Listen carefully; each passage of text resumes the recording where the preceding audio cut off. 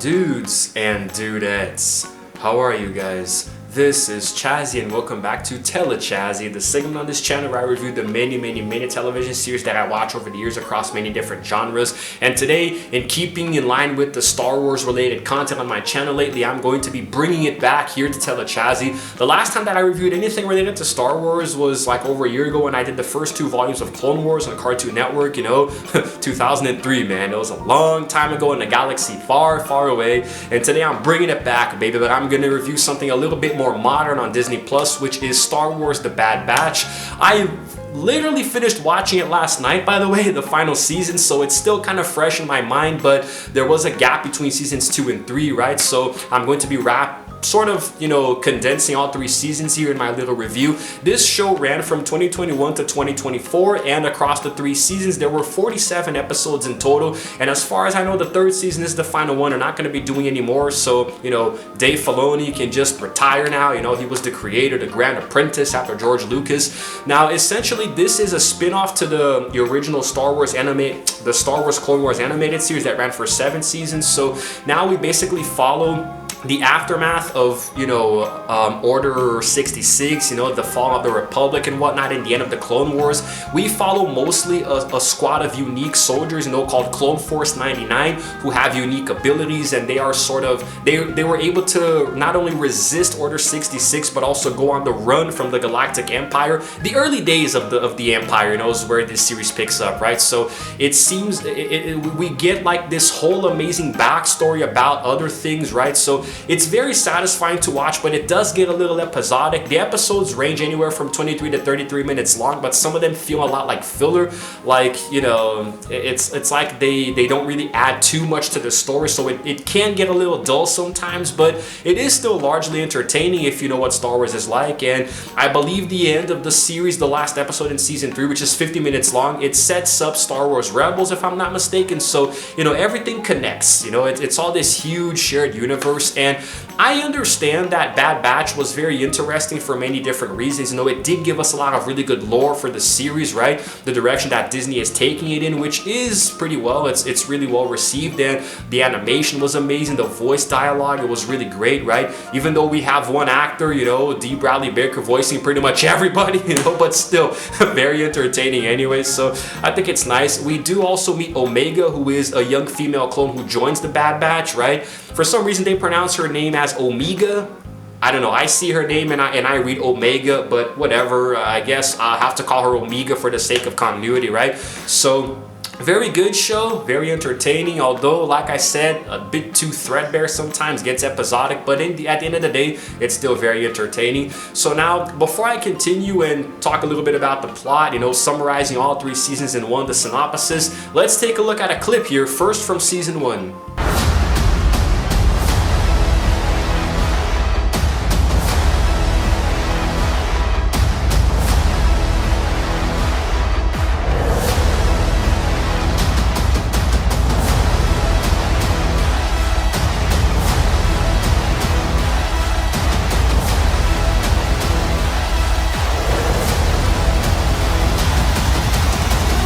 Now, if you're a Star Wars fan, you're very much aware of what the Clone Wars are, right? It's essentially the war between the Galactic Republic and the CIS, the Confederacy of Independent Systems, which we just call the Separatists. And essentially, the name comes from the clones that were created from a genetic material from a bounty hunter named Jango Fett back in Camino.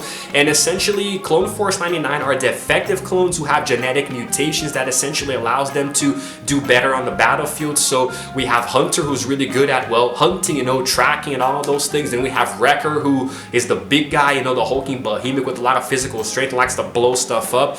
We have Tech, who is the smart guy who works with technology and hacking and databases, encryption and everything else, and find jammy signals and whatever. Then we also have Crosshair, who is essentially the sniper, right? He's the one who can hit enemies from really far away, and he's very aggressive and elemental. He actually goes rogue at one point. He turns to the dark side, goes to the Empire, and redeems himself in season 3. Eventually we have Echo, who joins. He's a clone trooper who was experimented on very brutally and almost dehumanized, but he manages to, I would be so traumatized by that I would probably not even want to be alive, but he manages to not only prevail but joins the force, and he's like essentially a hacker as well. He is able to use his little mechanical arm to open doors, for example. They all have their own little abilities, and Omega is just the annoying sidekick. Omega is a very interesting character, not in a good way. Her voice actress has a weird accent. I don't really know what that's about, but anyway, so basically they have their little mutations that allow them to not only do better things on the battlefield, but they can also resist Order 66, which in episode 3 is what eradicated most of the Jedi Order. So they were able to run and essentially are labeled as traitors. And we do see a lot of different characters throughout the series, protagonists and antagonists who both aid and try to stop the Bad Batch in their tracks. They just call themselves the Bad Batch just because I don't really know, I guess. That part really flew over my head there, so essentially they're able to bypass the secret programming, and they can, basically it forces the clones to not only execute the Jedi but become 100% obedient to Palpatine, who is now Darth Sidious, the Dark Lord of the Sith, and following the New Galactic Empire. And there are a few other things as well, but essentially the Bad Batch become mercenaries on the run throughout the 3 seasons. They try to escape the Empire while making friends and enemies along the way. It's very interesting, although there are some moments, like I said, that make the plot feel a little threadbare, because it's like they're just using random episodes and characters as filler. There is a very good character development across all of the entire Bad Batch team. Sometimes we'll see them actually unable to resist Order 66, like Wrecker, for example, who even tries to dispatch of Omega, but it's a brief moment. They are able to remove the chips. We find out that there are chips implemented in the clones' brains while they're still being made on Kamino, and there is a way to remove them, and if you do, it's a risk because you can die, but also if it works out, you can completely just bypass Order 66. So it's like a conspiracy theory. Palpatine put these chips in the clones' brains at birth so they can grow up to one day be conditioned to serve him. It's very interesting, especially the character arc with Crosshair, who is on their side. Then he turns, he goes to the Empire and even hunts them at one point. Then he comes back. At this point, Tech unfortunately perishes, at the end of season 2. I really thought he was going to come back for season 3, man, but they really pulled the rug out from under me on that prediction there.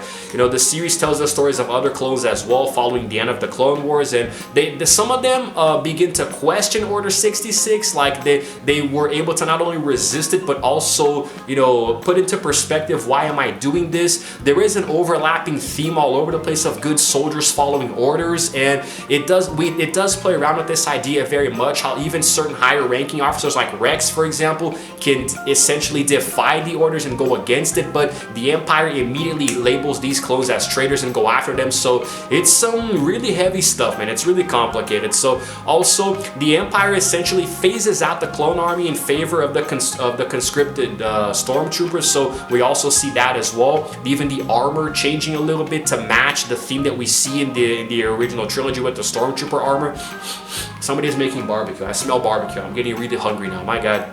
And also, the Imperials are now using cloning facilities to essentially create this new project called Project Necromancer, which we don't really get to see too much of because they essentially destroy the facility and burn all the research, right?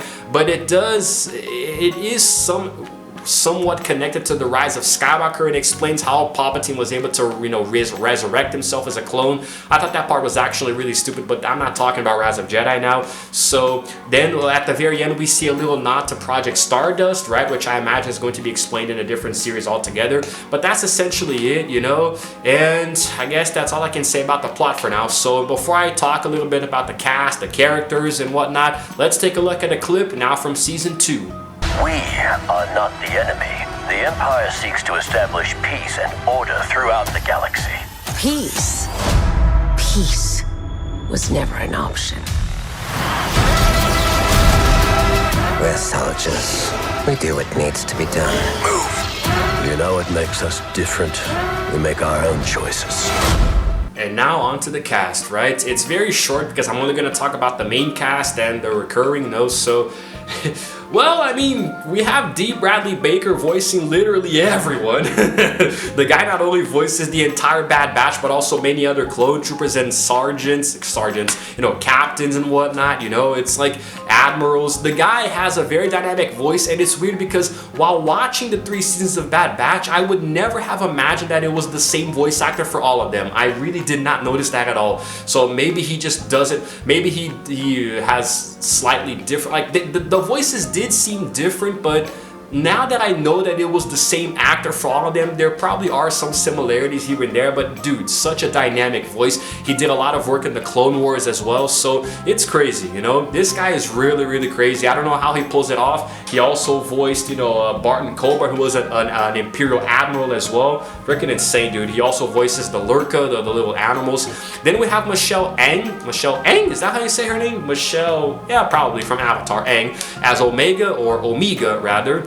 And it's weird because she is from New Zealand, but her accent sounds distinctly European. You know, it's almost like she's trying to do a British accent. I don't really know if that's the correct way to see it, but Omega's accent in the series is very inconsistent and seems kind of annoying at times, especially when she's younger, because she's always bratty, whining, complaining about everything. You know, it's really freaking annoying, but still. Then we have now the recurring characters, you know, as well as the ones who were introduced in other Star Wars media. We have Ben Diskin as AZ-3, who was a medical droid from Kamino, who was always helping the Bad Batch out, you know, with their issues and whatnot. Very nice character, very akin to like R2 or BB-8 if they could talk, right? C-3PO, better example. Then we have Bob Bergen as Lama Su, the Prime Minister of Kamino, so it's like the female version to Namaste, who is very, very close with Omega.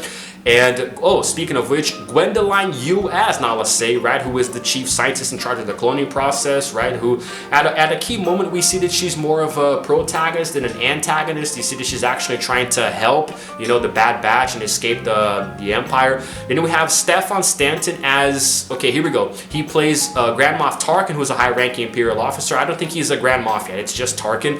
And he also voices Mas Amada, who is the Grand Visor of the Republic. So 2 different voices, right, from one actor there. And we have now Jennifer Hale as Rio Chuchi, who is a Pantorian senator who advocates for the clones, right? Now, there are many other actors, you know, and actresses, you know, the ones that were introduced in the different seasons and guests, but there are way too freaking many of them, and I refuse to say all of this. Look at that. There's way too many of them, okay? I don't even know if you can see it, you know, there are just way too many dang actors and actresses, you know, so forget that. I'm just gonna, I think I highlighted the most important ones. Now, a little bit about the production, you know, the music. Kevin Kiner was the one who composed the score for the series, right? After doing work with the Clone Wars, there was a mixture of electronic and orchestral music, you know, to make a very dynamic score. And the idea is that it would evolve, you know, just like the Clone Wars did. You know, if you watch the Clone Wars, man, God, the soundtrack just became better and better as the seasons went on. Towards the end, where it was just so melodramatic and intense, right? There's a little bit of a commotion outside right now, but I'm just gonna try to push through it, right? He took a lot of inspiration from the... What the hell is this, dude? It's a freaking car driving by, bro. Can I? Is there a thermal detonator around here? Can I throw? Hey, screw you! Go to hell! Die! Explode! Go to the 7th circle of hell! So Kevin drew inspiration. He drew influence from the scores of The Guns of Navarani, released in 1961. And also The Dirty Dozen in 1967, you know, bringing in some classical scores to compose this one here. And it was nice. And like I said earlier, the animation was very, very stellar, very impressive. And it seems to get better, just like the Clone Wars. You know, small things like the shadows, the dynamic lighting here and there, and the characters as well. I like the spaceship designs, how things are starting to look more sleek and modern, at the same time connecting the modern Star Wars to the old classic original trilogy. I think it's really cool. The characters, you know, bridging the gap essentially. Dr. Hemlock was a very convincing antagonist. I love that villain. He was just so, it's almost like he was a more human version of Palpatine or Darth Vader. Still very evil, but so grounded. It was very, very, you know, intimidating. Now, I'm going to talk a little bit more about, you know, the production and what I personally thought about everything else. But before that, let's take a look at one more clip, and now from the 3rd and final season. We're in this together. It's been a while. You are a vital piece to our work here. To secure the future of this empire. The Empire's targeting us. It's not over yet. In my opinion, easily the best part about Bad Batch is the story. It might seem cliche and tropey to say that, but the way that it establishes very interesting backstories and lore for the rest of the series, you know, expanding on the mythology tenfold. Because back in the day before Disney acquired Star Wars, there was this thing called the EU, you know, which was the expanded universe. I believe now they call that just the Legends, right? Where it's just like, it's everything that happened before Disney acquired Star Wars. It still exists, but it's no longer canon to the story, so they just call it Legends now. And basically the Star Wars EU, the expanded universe, right, it had so much material that was very untapped. We mostly saw it through books and, you know, sometimes games and all that kind of thing, right? But these series are working really well to develop more of these stories from the universe that we didn't see, different planets and different galaxies and different characters and conflicts, right? So the vast majority, the main bulk of Star Wars revolves around the Clone Wars, right? And then many decades later, we have the Battle of Yavin. So a lot of events center, you know, around those events, you know, before, during, and after them. So it's very impressive. It's very, you know, there's a lot of world building and character development there. Bad Batch really takes us into like the more visceral and evil side of the Empire, especially in the early days where Bad Batch is sent to destroy a camp, you know, with Saw Gerrera and innocent survivors, and they start to question themselves, and Crosshair's the only one who is very, you know, has his eye, a very narrow view, like, you know, we have to follow orders, we gotta do our jobs, this and that, but everybody else is more humanized. We do see them become much more human and less of soldiers, especially when they destroy their chips in their heads and they can completely ignore Order 66 altogether. So, and we do see how evil the Empire truly is and how Sidious will stop at nothing to ensure that the Empire takes over, you know, more and more star systems. I think it's very nice. There are many scenes where the score is composed just right for the character arcs to sort of dip in and out. Like, dip in and out doesn't make sense. Like, essentially we see characters struggling with each other and themselves in other events right when the score is made perfectly. So the characters are very likable except for Omega. I thought she was really annoying. Even like, she's all about saving everybody, you know. It's like she said, the Crosshair said to her, you trust too easily, but then she said to Crosshair that he doesn't trust enough. There's truth in both of those statements there. Omega is just too nice and innocent. It's really annoying. It gets irritating, you know. Let's go back and save everything. Let's save all the clones, save all the animals, save all the plants. I mean, geez, humanitarian much? There's nothing wrong with it. It's just when that's literally the only character trait that she has, it gets very threadbare very quickly, right? But still, very nice. I like the combat scenes especially. We don't see too many lightsabers, you know, because it focuses more on them, but we do see, for example, Asajj Ventress coming back and whipping out, you know, her yellow saber. I have no idea how the hell she got a yellow lightsaber or how she grew hair, but, you know, a little cameo there for the Star Wars fans, you know, little fan service. But it was nice, and finding out that Omega is force sensitive and that's why the Empire is after her, you know, running experiments on kids with the high M count, which just midichlorians, connecting it all the way back to the Phantom Menace now. It's freaking crazy. I did like this series, but because it got so dull at times and a little episodic, and there were episodes that I admit to having felt a little bored with, I would give this show a personal rating of 7 out of 10. It doesn't deserve anything less than a 6, but also not anything above a 7, because it did execute something that was very important, which was entertainment. It was entertaining despite all of its flaws. I really like watching it, especially when I was binging an entire season in 1 day or 2 days. It felt very good, so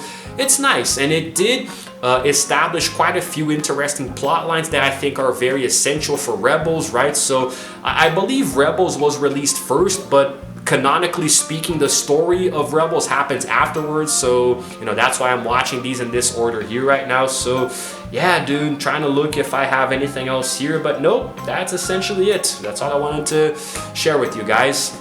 And I'm very satisfied that I'm finally done with it for good. There will be no more seasons in Bad Batch. That was it. So that's it, guys. That's it. Let me know in the comments below if you've seen Bad Batch, if you liked it, to know what your review is. I'm sorry if I seem a little unenthusiastic. I'm just in a bad mood because of the loud sounds and there's freaking smell of barbecue. I'm starving now and I got a lot of other stuff to do today.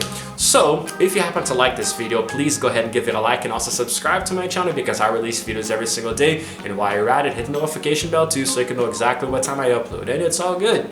It's all good. This is Chazzy signing out for now, and as always, I will see you guys in the next video. May the force be with you, and roll the outro screen.